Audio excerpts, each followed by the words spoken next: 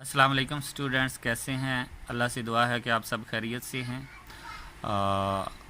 Students, जिन लोगों ने मेरा चैनल सब्सक्राइब नहीं किया वो सबसे पहले मेरे चैनल को सब्सक्राइब करें ताकि मेरी हर आने वाली वीडियो आप तक पहुंच सके। ओके स्टूडेंट्स, कुछ स्टूडेंट्स ने मुझे मैसेज किए कि सर यूनिट नंबर 3 जो है वो कुछ समझा दें।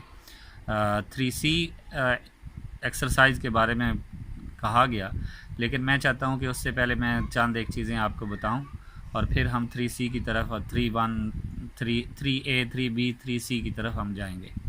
ओके स्टूडेंट्स, इन अगले 2-3 लेक्चर्स में आपको ये सारी चीज़ें मैं बता दूंगा। हम चलते हैं फ्रैक्शन के बारे में पढ़ते हैं कि फ्रैक्शन क्या होती है।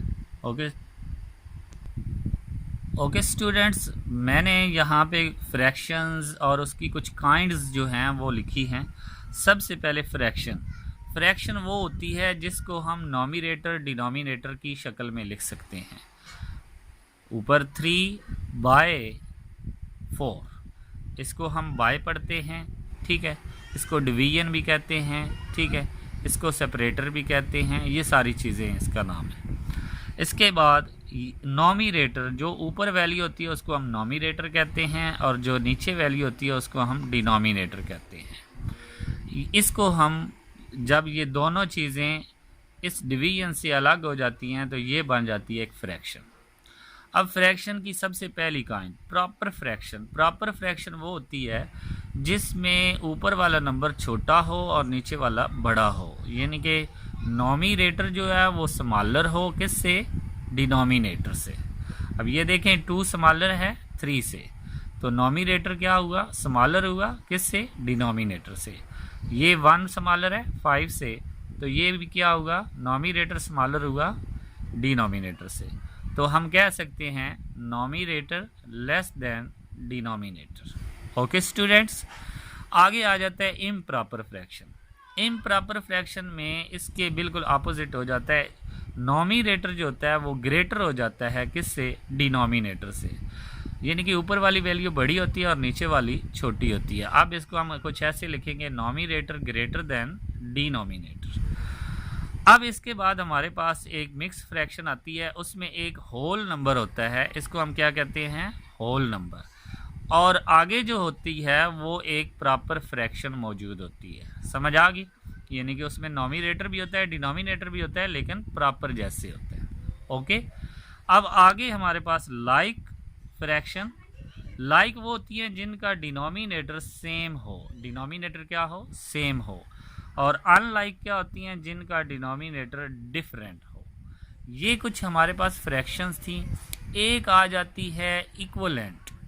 इक्वलेंट के बारे में हम डिस्कस करते हैं। फॉर एग्जांपल ये देखें, एक है 1/2, दूसरी है 5/10।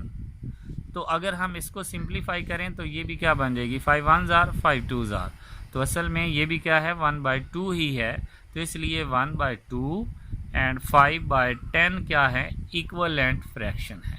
ओके स्टूडेंट्स, तो स्टूडेंट्स इनको प्लस माइनस कैसे किया जाता है ये इंशाल्लाह हम नेक्स्ट लेक्चर में बताएंगे। आपने ये जो डेफिनेशंस हैं ये अच्छे से याद कर लेनी है। सबसे पहले दोबारा मैं रिवाइज करवा देता हूँ। फ्रैक्शन क्या होती है? जिसको हम नॉमिनेटर और डिनोमिनेटर की शक्ल में लिखते हैं। नॉमिनेटर ऊपर वाले नंबर को कहते हैं और डिनोमिनेटर नीचे वाले नंबर को। प्रॉपर फ्रैक्शन वो होती है जिसमें ऊपर वाला नंबर छोटा होता है और नीचे वाला बड़ा होता है। इम्प्रॉपर वो होती है जिसमें ऊपर वाला बड़ा होता है, नीचे वाला छोटा होता है, यानी कि नॉमिनेटर ग्रेटर देन डिनोमिनेटर।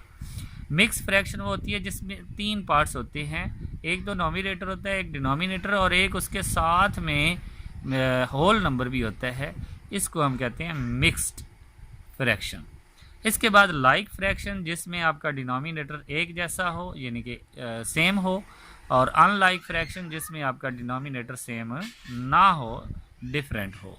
और इक्वलेंट वो होती हैं जिनको सिंप्लीफाई करने से एक ही वैल्यू आती हो। फॉर एग्जांपल ये 1/2 है, तो अगर मैं 10/20 लिखूं तो ये 0 0 से कट जाएगी, तो ये भी क्या आ जाएगी? 1/2। तो ये हमारे पास 1/2, 5/10 और 10/20 ये हमारे पास सारी क्या हैं?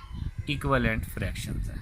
ओके स्टूडेंट्स, नेक्स्ट हम लेक्चर में इंशाल्लाह लाइक और अनलाइक फ्रैक्शंस को प्लस माइनस करेंगे।